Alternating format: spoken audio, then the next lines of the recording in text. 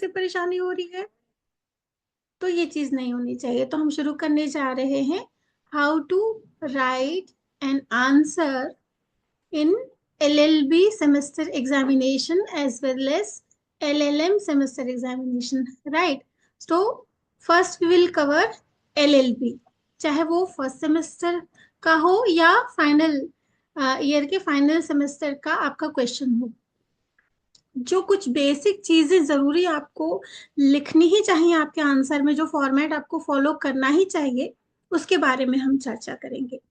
ठीक है, आपकी जो क्वेरीज हो, आपकी जो सजेशंस हो, लास्ट के 10 मिनट्स आपको दिए जाएंगे, उसमें आप रख सकते हैं, चैट बॉक्स में भी रख सकते हैं, आप अनम्यूट करके भी अपनी बात रख सकते हैं, राइट? ओके,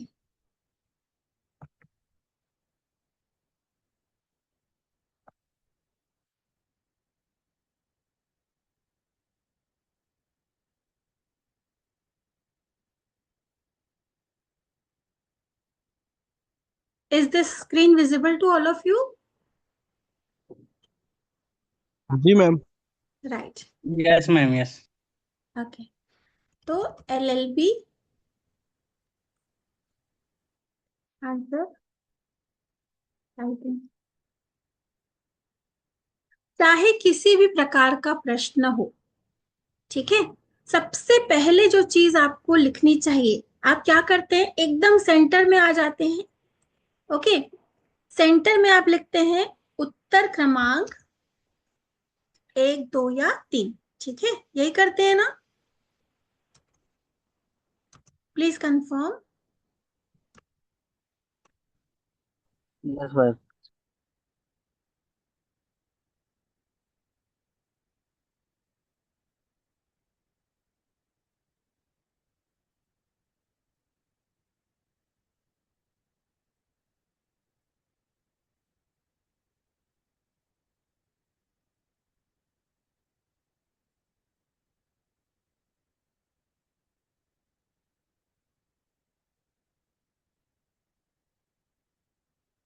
आवाज नहीं आ रही है मैम।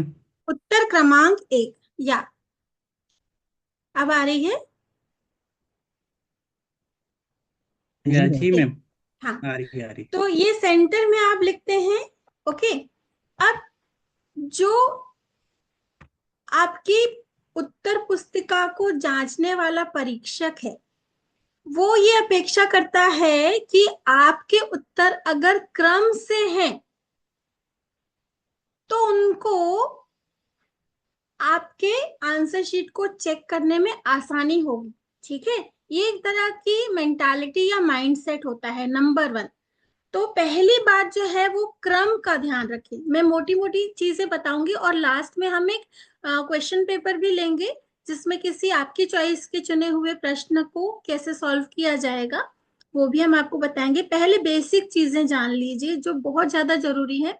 और पिछले कुछ वर्षों में देखा जा रहा है कि शासकीय TCL महाविद्यालय के जो विद्यार्थी हैं, उनके द्वारा जो कॉमन मिस्टेक्स की जा रही हैं, जिनकी वजह से उनके आंसर्स अच्छे होते हुए भी, क्वालिटी आंसर्स होते हुए भी वो स्कोर नहीं कर पा रहे, तो वो चीजें आपको यहाँ पर सबसे पहले बताई जाएंगी। ठीक है, तो पहले तो आपको क्या करना है, नंबर 1 थिंग इज क्रम।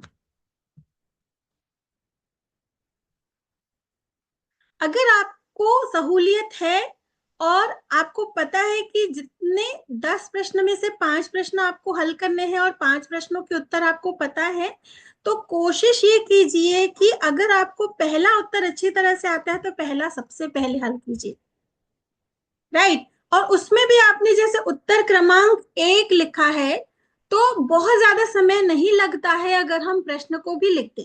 पर आपको लगता है कि हमारा प्रश्न लिखने में भी वो 2 मिनट या 1 मिनट का समय जाएगा, उतने में हम अपने आंसर को इलेबोरेट कर सकते हैं, तो आप ये कर सकते हैं कि उत्तर क्रमांक 1 के जस्ट नीचे प्रश्न क्या है, जैसे मान लीजिए कि प्रश्न है दंड को परिभाषित कीजिए, और दंड के आधुनिक और मध्य भारत में प्रवृत्त जो विधियां थी, उनको समझाते हुए कुछ केसेस के उदाहरण दीजिए। ठीक है, तो मान लीजिए आपने यहाँ लिखा शुरू में उत्तर क्रमांक 1। अब पूरा प्रश्न आपको नहीं लिखना है, ठीक है, लेकिन उस प्रश्न का जो सार है कम से कम उसमें क्या पूछा जा रहा है, कि जैसे पूछा जा रहा है दंड के विषय में प्रश्न है, तो आपने लिख दिया दंड के संबंध में। मतलब कि जो आपका क्वेश्चन है उसको कट शॉर्ट करके उस आंसर में आप लिखने क्या जा रहे हैं वो बता दीजिए, ठीक है, कि दंड के संबंध में, दंड के सिद्धांत और मध्य भारत में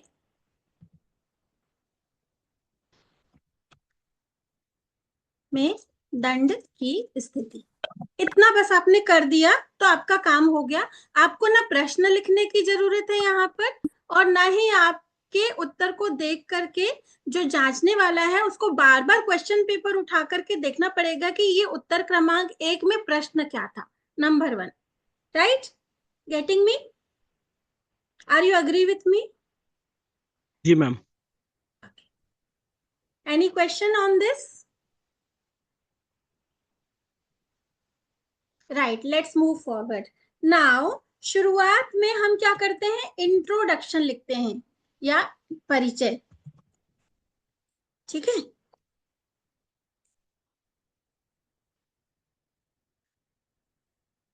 ये शुरुआत भी हो सकती है। ऑल्टरनेटिवली आपको एक बेस्ट अगर मैं सजेशन दूं यहाँ पर, कि दंड के सिद्धांत आप बता रहे हो, मतलब कि प्रश्न किससे संबंधित है, दंड के संप्रत्यय से या कॉन्सेप्ट से संबंधित है, राइट? तो अगर आपको दंड की बहुत सारे जूरिस्ट्स ने डेफिनेशंस दी हुई है वो पता है, तो यहाँ पर उस डेफिनेशन को कोट कीजिए, और उस डेफिनेशन को कोट आप कलरफुल पेन्स यूज करके कर सकते हैं। आप ब्लैक भी यूज कर सकते हो, आप ब्लू पेन भी यूज कर सकते हो, आप रेड और ग्रीन कलर को छोड़ करके कोई भी कलर के पेन्स यूज कर सकते हैं, ठीक है।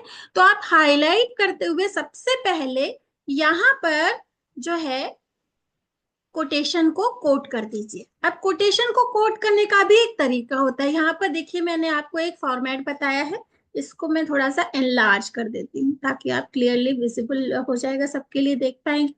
ये देखिएगा, आप यहाँ पर एक चीज नोटिस कर पा रहे हैं कि यहाँ डबल कोटेशन मार्क्स है, राइट? और एंड भी ये डबल कोटेशन मार्क्स से ही किया जा रहा है, ओके। तो ये डबल कोटेशन मार्क्स कब लगाए जाते हैं? तब लगाए जाते हैं जब आपको कोई परिभाषा जिन शब्दों में बताई गई है उन्हीं शब्दों में याद है और वैसी ही आपने लिखी है, बिना किसी बदलाव के। यानी कि जब आप सेंटेंस फ्रेम कर रहे हैं तो जो सेंटेंस उस जूरिस्ट ने फ्रेम किया था उस डेफिनेशन को बनाते हुए एग्जैक्टली वही आप लिख रहे हैं, तो डबल कोटेशन मार्क्स लगाइए। और मान लीजिए आपको परिभाषा उनके एक्चुअल वर्ड्स में याद नहीं है, तो ऐसे में आप क्या करोगे, सिर्फ कोटेशन मार्क्स हटा दीजिए और उस कोटेशन को यहाँ पे स्टार्टिंग में लिखिए, और यहाँ पर एंड में यहाँ राइट साइड में जिस भी जूरिस्ट की वो डेफिनेशन है उनका नाम आ जाएगा, एकदम राइट साइड में। Am I clear with this? Any question? 2 बातें बताई मैंने आपको, इंट्रोडक्शन से भी शुरू कर सकते हैं, कोटेशनशिप से भी शुरू कर सकते हैं। अगर आप इंट्रोडक्शन से शुरू करते हैं तो जो कॉन्सेप्ट है उसका इंट्रोडक्शन आप देंगे और फिर परिभाषाएं देंगे, ठीक है। और अगर आप कोटेशन से शुरू करते हैं, दोनों ही तरीके सही है, पर मैं आपको बताना चाहूंगी कि बेस्ट तरीका जो है किसी कोटेशन से शुरू करना होता है, ठीक है। कोटेशन से शुरू किया और राइट साइड में जो कोटेशन देने वाले हैं उनका नाम लिखा, उसके बाद फिर यहाँ पर लेफ्ट में आ जाएगा इंट्रोडक्शन, ठीक। जी मैम। नाउ अब आगे बढ़ते हैं। बहुत सारे बच्चे क्या करते हैं कि जो आंसर शीट उनको दी जाती है उसमें पहले से मार्जिन लेफ्ट साइड में होने के बावजूद भी डबल मार्जिन लेफ्ट साइड में खींचते हैं, और कई बच्चे लेफ्ट और राइट दोनों साइड में मार्जिन खींचते हैं, और एंड में उनकी जो आंसर शीट 32 पेजेस की होती है बहुत जल्दी भर जाती है, और नंबर ऑफ कॉपीज जो है एडिशनल्स वो लेते जाते हैं, ठीक है, क्या ये बेतुका सा नहीं है? क्या ये एक ऐसा इंप्रेशन नहीं सेट करने जा रहा परीक्षक के पास कि आपने सप्लीमेंट्री लेने के लिए ही इतने सारे मार्जिन छोड़े हैं? Number one. Number two is, क्या आपने कभी किसी बुक में लेफ्ट और राइट साइड दोनों तरफ मार्जिन देखी है? या आपने किसी किताब में या किसी स्टैंडर्ड आर्टिकल में जो आपने कभी पढ़ा होगा अपने जीवन में, बहुत सारी किताबें आपने पढ़ी होंगी, बहुत सारे आपने कंटेंट्स अलग अलग फॉर्मेट में, स्टैंडर्ड फॉर्मेट में देखे पढ़े होंगे, तो क्या डबल मार्जिन रहती है? नहीं रहती। This is the strategy used by the students to fill the answer sheet very fast so that they can take their additionals. Okay, ये एक माइंडसेट बना हुआ है कि जितनी ज्यादा सप्लीमेंट्री कॉपीज हम लेंगे, हम एक तरह से रौब झाड़ पाएंगे, और लास्ट में जैसे ही एग्जामिनेशन हॉल से बच्चे बाहर निकलते हैं, कितनी सप्ली लिए बताओ। और एड में बहुत सारे लोग ये एड भी करते सुने जाते हैं कि सप्लीमेंट्री ज्यादा लिए हो मतलब फेकोलॉजी यूज किए हो। है ऐसा? अग्री विथ मी और not? So please don't do that. ठीक है, प्लीज डोंट डू दैट। आपको जितना आता है पूरा भर करके एकदम स्पष्ट शब्दों में लिखिए। हाँ, ये मैं जरूर आपसे कहूंगी कि आपने जितने भी हेड्स यहाँ बनाए हैं, जैसे यहाँ अभी हम पहले ही हेड में पहुंचे हैं, दैट इज इंट्रोडक्शन। तो इंट्रोडक्शन क्लियरली दिखाई देना चाहिए। ओके, ऐसा ना हो कि ये मेन कंटेंट्स में मिक्स हो जाए। जैसे आपने इसको लिखा, देन आप इसको अंडरलाइन कीजिए, और फिर यहां से आप लिखना शुरू कीजिए, जो भी आप कंटिन्यूएशन में लिखेंगे लिखना शुरू कीजिए, और फिर यहाँ पर नीचे आकर के फिर आप गैप छोड़िए, ताकि ये इंट्रोडक्शन दिखाई दे कि ये हेड है, ये समझ में आए। Getting me? ठीक है, दिस जी is ma'am. The main thing which I want you to know. Okay, now अब जैसे अभी हम बात कर रहे हैं कि प्रश्न मान लीजिए दंड के बारे में है, दंड के सिद्धांत। तो दंड है क्या, दंड के संबंध में भारत में क्या व्यवस्था है, पूर्व में क्या व्यवस्था थी, विदेशों में क्या व्यवस्था रही है, दंड के क्या प्रकार दिए गए हैं, ठीक है, वो सारी चीजें वन बाय वन आप इलेबोरेट करेंगे। प्रश्न का दूसरा जो हिस्सा है उस पर आप जाएंगे। मान लीजिए कि पहले तो मध्य भारत में और आधुनिक भारत में दंड की स्थिति का तुलनात्मक अध्ययन पूछा जा रहा है, प्रश्न के जो इंट्रोडक्टरी पार्ट है उसके जस्ट बाद। ठीक है, तो यहाँ पर वही चीज आ जाएगी, मध्य भारत और आधुनिक भारत में दंड की स्थिति। अब इंट्रोडक्शन में आपने मेन इंट्रोडक्शन तो लिखा यहाँ पर, इसके साथ ही साथ आपको परिभाषाएं भी देनी है। मान लीजिए आप 2 परिभाषाएं तो जरूर देनी ही चाहिए कम से कम। ठीक है, अगर आपको 3 और 4 भी याद है तो बहुत अच्छी बात है। अगर आपने 4 परिभाषाएं दी हैं तो इन चारों परिभाषाओं का सार जरूर लिखिए। सार यानी संक्षेप में उन परिभाषाओं का मूल अर्थ क्या निकल करके आ रहा है, ये आपको बताना है। जैसे किसी ने कहा कि दंड का अर्थ है जो अपराधी है उसको एक तरह से भयभीत करना, ताकि वो दोबारा ऐसा मतलब ऐसा कोई कृत्य न करे जिससे कि वह दंड का सामना करे, करना पड़े उसको अपने जीवन में। राइट, तो एक परिभाषा का ये सार निकल करके आया। दूसरी परिभाषा में मूल रूप से क्या बात कही जा रही है, क्या सार निकल करके आ रहा है, वो एक साथ आपको चारों परिभाषाओं को कम से कम 5 लाइंस में ये सार आपको लिखना चाहिए, और उसके बाद आपको नेक्स्ट हेड में आना चाहिए। ठीक है, ओके। देन ये जो सेकेंड हेड की हम बात कर रहे हैं, प्रश्न के दूसरे हिस्से की हम बात कर रहे हैं, यहाँ पर आप स्थिति बयान कर रहे हो। प्रश्न कोई भी हो सकता है, हम केवल एक उदाहरण लेकर के सिरे से शुरुआत से कैसे आगे बढ़ा जाए, कैसे मूव फॉरवर्ड किया जाए, ये देख रहे हैं। तो ये जो स्थिति आप बताएंगे, ठीक है। इस स्थिति के अंतर्गत आपको कुछ ऐसे उदाहरण जो कि फैक्चुअल इंफॉर्मेशन देते हो, चाहे वो केस के रूप में हो सकते हैं, चाहे वो किसी इंसिडेंट के रूप में हो सकते हैं, कि चाहे वो किसी जूरिस्ट के द्वारा कही गई किसी मान लीजिए केस में कही गई कोई मुख्य बात जो कि बहुत ज्यादा फेमस हो जाती है उसके बारे में हो सकते हैं। ये पॉइंट्स आपको यहाँ पर की पॉइंट्स मेंशन करने चाहिए।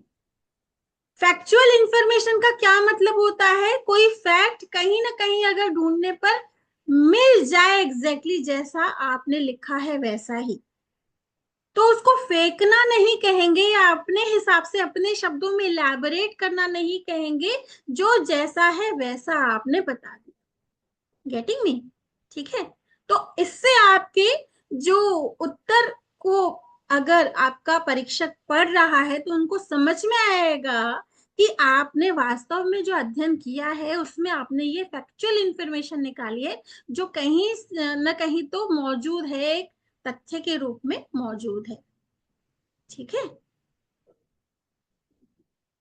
देन इसके बाद मान लीजिए प्रकार पूछा जा रहा है। ठीक है। अब प्रकार में आप 1 2 3 4 5 जो दंड के प्रकार दिए गए हैं आईपीसी में और बीएनएस में, आप जानते हैं बहुत परिवर्तन कर दिया गया है। पहले जो आईपीसी में दंड के प्रकार थे उसमें भी एक निरसित कर दिया गया था, ठीक है, जिसको कि काला पानी कहा जाता है, जिसको आजीवन कारावास से रिप्लेस कर दिया गया था। अब जब बीएनएस आया तो उसमें भी आप पाएंगे कि एक नया कॉन्सेप्ट दंड का आया है, वो है सामुदायिक सेवा का। ठीक है। तो आपको ये दोनों ही चीजें पता होनी चाहिए। अब इसमें प्रकार आपने 5 लिख दिए, अब आईपीसी में क्या प्रकार है वो आपने लिख दिए, देन बीएनएस में क्या प्रकार है वो आपने लिख दिए, आईपीसी में जो एक प्रकार रिपील कर दिया गया था, तो अब अगर यहां पर आप बता देते हो कि डेट, कि किस तारीख को किस समय ये किस परिस्थिति में रिपील किया गया था, तो वो इंपॉर्टेंट हो जाएगा। ये जो 5 प्रकार आप एक्सप्लेन करोगे उसमें जो एक नया निकल करके आया है सामुदायिक सेवा का, तो यहां पर आपको इस प्रकार का अर्थ और इसकी आवश्यकता क्यों महसूस हुई जोड़े जाने की, ये जरूर बताना चाहिए। ठीक है। जैसे आप बता रहे हो सादा कारावास है, कारावास में 2 सब टाइप्स आ जाएंगे, सादा आ जाएगा, कठोर आ जाएगा। ठीक है। मृत्युदंड है, आजीवन कारावास है। ठीक है। फिर उसके बाद आपको सामुदायिक सेवा के प्रकार के बारे में है, जुर्माने के बारे में एक है। ठीक है। तो इस प्रकार से सामुदायिक सेवा को विस्तार से आपको इसका वर्णन करना चाहिए। देन मान लीजिए पूछा जा रहा है सिद्धांत। ठीक है। किसको किसको सिद्धांत याद है? दंड के सिद्धांत बताएं, एक एक करके नाम बताएं।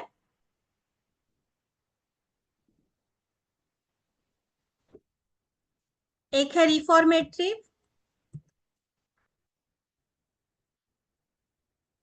नाउ देन नेक्स्ट दूसरा, कम ऑन कम ऑन, ये फर्स्ट ईयर में पढ़ा है आपने, आप फर्स्ट ईयर के बच्चे हैं। अच्छा, also in addition to that I would like to request all of तो यू। हमारा क्लास हुआ ही नहीं, जूरे स्टूडेंट्स का प्लीज, ना क्लास हुआ ही नहीं है सही से, क्लास नहीं हुआ? अच्छा, नहीं हुआ है इस वजह से ठीक है। है। तो जितने भी प्रकार है, रिफॉर्मेटिव थ्योरी है, रेट्रीब्यूशन थ्योरी है ना, जितने भी प्रकार है 1 बाय 1, इसका बेस का क्या था, क्यों वो थ्योरी दंड की दी गई, वर्तमान में कौन सी थ्योरी के आधार पर दंड प्रशासित किए जाते हैं भारत के बारे में अगर हम बात करते हैं, तो ये चीज आपको इसमें ऐड ऑन करनी है। ठीक है। देन उसके बाद एंड में जितनी भी चीजें हैं आपने जो थ्योरीज मेंशन करी उसमें जहां जहां जरूरत है केसेस लिखिए। बहुत सारे बच्चे पूछते हैं कि एक क्वेश्चन में कितने केसेस लिखें। ठीक है। तो लेंथ की अगर हम बात करते हैं, अगर आप फैक्चुअल इंफॉर्मेशन दे रहे हैं तो आपके आंसर की जो लेंथ है वो 6 to 8 is more than sufficient. और केसेस की अगर हम बात करें तो मिनिमम 5 केसेस। अब इसमें केसेस को भी लिखने का एक तरीका है, आपको केसेस एलएलबी के लेवल पर अगर आप मेंशन करते हैं तो आपको जो फैक्ट्स ऑफ द केस है वो शॉर्ट में लिखना चाहिए, और क्या धाराएं लगाई गई, क्या एंड में उस केस में परिणाम निकला, जजमेंट क्या आया, वो आपको लिखना चाहिए। इन शॉर्ट अगर आप 5 केसेस लिख रहे हो तो एक केस कम से कम 8 से 10 लाइंस का होना चाहिए, राइट। और एंड में आ जाएगा कंक्लूजन या निष्कर्ष, यानी आपने जो ये पूरा उत्तर लिखा इसका सार क्या है, इससे क्या पता चल रहा है। और एक पते की बात आपको बताऊं कि अगर आप अपना व्यू पॉइंट भी इस आंसर में, आप अपना ओपिनियन रखते होंगे ना, आप अपनी विचारधारा जरूर रखते होंगे जो प्रश्न पूछा जा रहा है उसके संबंध में, तो विचारधारा भी आप इस कंक्लूजन में मेंशन कर सकते हैं, आपका खुद का व्यू पॉइंट। और एक और पते की बात आपको पता होनी चाहिए, स्टार्टिंग में जो अभी हमने यहाँ पर डेफिनेशंस की बात की, हमने आपको कहा कम से कम 4 डेफिनेशंस आप देते हैं और फिर उनका सार लिखते हैं तो पर्याप्त है। इसके साथ मान लीजिए आप कोई ऐसी डेफिनेशन लिख रहे हैं, परिभाषा लिख रहे हैं जो किसने दी है आपको नहीं पता, ठीक है। या मान लीजिए आपने अपने ही मित्रों के साथ डिस्कशन करते हुए कोई परिभाषा बना दी, तो आप यहाँ पर ऐसा भी लिख सकते हैं एक लॉ स्टूडेंट के अनुसार, तो वो भी एक डेफिनेशन के रूप में आ जाएगी, ठीक है। एक विधि के छात्र के अनुसार परिभाषा में, ठीक। So this is how we write answer in LLB. LLM के लेवल पर अगर हम बात करते हैं तो थ्योरेटिकल पोर्शन जो है वो ज्यादा कवर होता है, थ्योरेटिकल और सैद्धांतिक पक्ष, जिसमें कि ज्यूरिस्प्रूडेंस की प्रिंसिपल्स की बात हुई है, हर आंसर में उसको ज्यादा कवर करना पड़ता है। जो दार्शनिक पक्ष होता है उसको ज्यादा कवर करना पड़ता है, प्रोविजंस के साथ साथ, एक्चुअल प्रोविजंस के साथ साथ जो प्रश्न पूछा जा रहा है टू द पॉइंट उसका उत्तर देना जरूरी होता है, ठीक है। फॉर्मेट पूरा यही रहेगा, एलएलएम का भी फॉर्मेट पूरा यही रहेगा, लेकिन उसकी जो गहराई है, वो ग्राह्यता जो है एलएलएम के आंसर की एलएलबी के आंसर के कंपैरिजन में थोड़ी सी अधिक होगी, उसका लेवल जो है वो थोड़ा सा इस सेंस में ज्यादा इंपॉर्टेंट होगा या कठिन होगा कि उसमें जो दार्शनिक पक्ष है, जो जूरिस्प्रूडेंस का एस्पेक्ट है, उसको ऐड ऑन किया जाता है, ठीक है। यानी यहाँ पर ये देखा जाता है कि एलएलएम के छात्र की समझ उस विषय वस्तु को लेकर के कहां तक और कितनी है, ठीक है। तो जो भी पॉइंट ऑफ व्यू पढ़ा जा रहा है, जैसे कॉन्स्टिट्यूशन के बारे में ही मान लीजिए आप पढ़ रहे हो, फंडामेंटल राइट्स की अगर आप बात कर रहे हो, जिसमें कि आर्टिकल 20 की बात कर रहे हो, जिसमें कि बहुत सारी बातें कही गई हैं, अपराधियों को संरक्षण के संबंध में जो बातें कही गई हैं, तो उसका दार्शनिक पक्ष क्या है, उसको देने का क्या औचित्य है, उसके पीछे की कौन सी घटनाएं हैं, वो सारी चीजें फैक्चुअल इंफॉर्मेशन अगर आप एड ऑन करते हैं तो that will make your answer very good. अब जैसे हम बात करें यहाँ पर एक प्रश्न पत्र की, जैसे कि यहाँ एक शेयर करना चाहूंगी मैं आपके साथ, एक minute.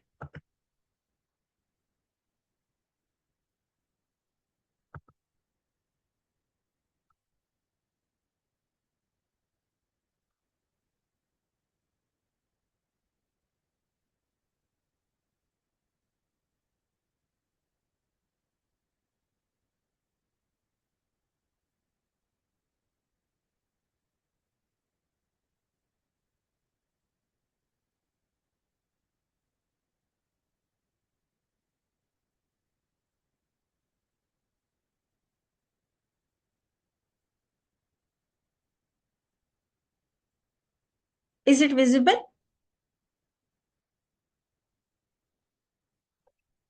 Please confirm. Yes ma'am, visible है। राइट, देखिए जो अभी हमने प्रश्न डिस्कशन में लिया था, ये एक पेपर का ही प्रश्न है इसको मैं आपके लिए रीड कर देती हूँ।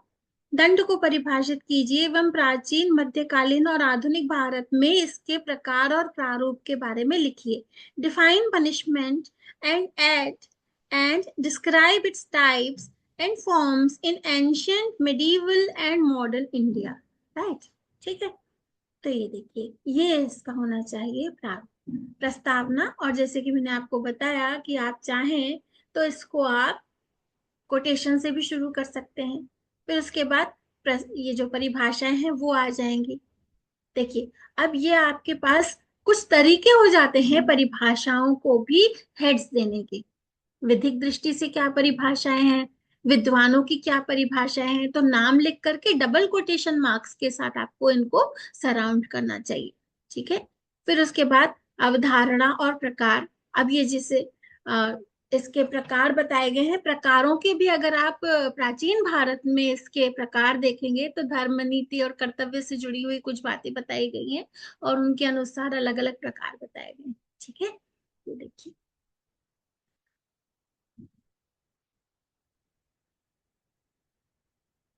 दंड प्रणाली कैसी रहा करती थी मध्यकालीन भारत में, उसके स्रोत क्या है, कहाँ से ये निकल करके आए, अगर हम यहाँ पर बात करें प्राचीन के संबंध में, तो ये आपको इस तरह से लिखना चाहिए। यहाँ सिर्फ पॉइंट्स आपकी जानकारी के लिए बता दूं, यहाँ सिर्फ पॉइंट्स मेंशन है। इन सब को बहुत विस्तार से फैक्चुअल इंफॉर्मेशन के साथ इलेबोरेट करने की आवश्यकता है। ठीक है।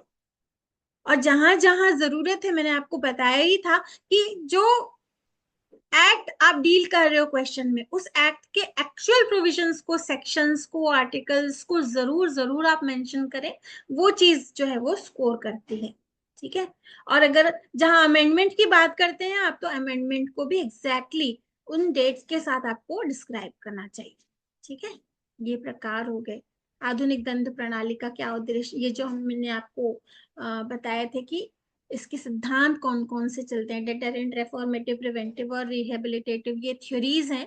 और फिर अंत में ये कंक्लूजन। इस तरह का ये फॉर्मेट जो है अगर आप फॉलो करते हैं तो 20 मार्क्स का अगर आपका क्वेश्चन है तो आप 15+ तो डेफिनेटली पाएंगे। Right, now this is all from my side. I invite questions if any of you have. How was that? आपको इससे कुछ क्लैरिटी मिली, ये जो हमने छोटा सा एक क्लास रखा आप लोगों के लिए? आई होप आपको काफी क्लैरिटी मिली होगी। यस, आप अपनी बात रख सकते हैं, बताएं। कुछ पूछना हो तो पूछ भी सकते हैं।